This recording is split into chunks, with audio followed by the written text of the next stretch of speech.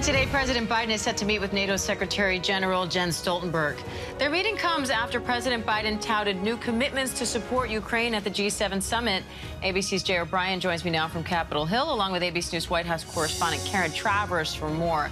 Karen, how critical is this meeting, and what can we expect the president to be focusing on here with the NATO Secretary-General?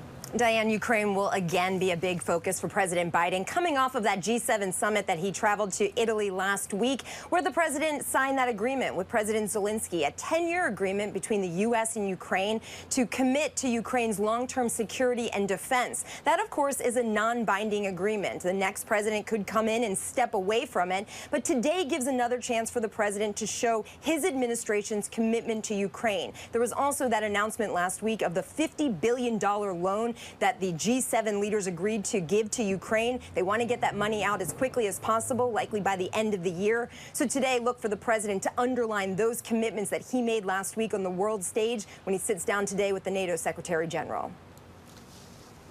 And Jay, meanwhile, former President Trump is meeting with House Speaker Mike Johnson at Mar-A-Lago. What do we know about this meeting and the relationship between Trump and the House Speaker? Well, remember, this comes after Trump met with congressional Republicans in both the House and Senate last week. He's meeting with Johnson and also a guy named Richard Hudson, who's the chair of the National Republican Congressional Committee. That's the organization that's set up to essentially elect more Republicans to the House.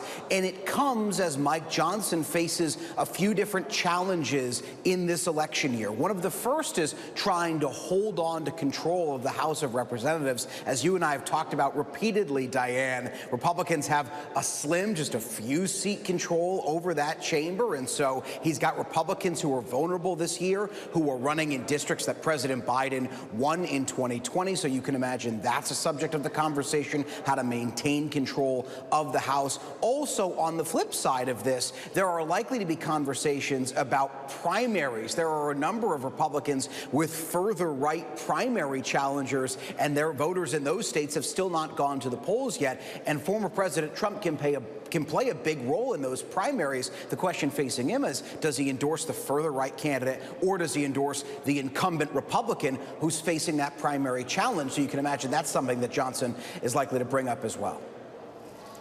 All right, Jay O'Brien, Karen Travers, thank you.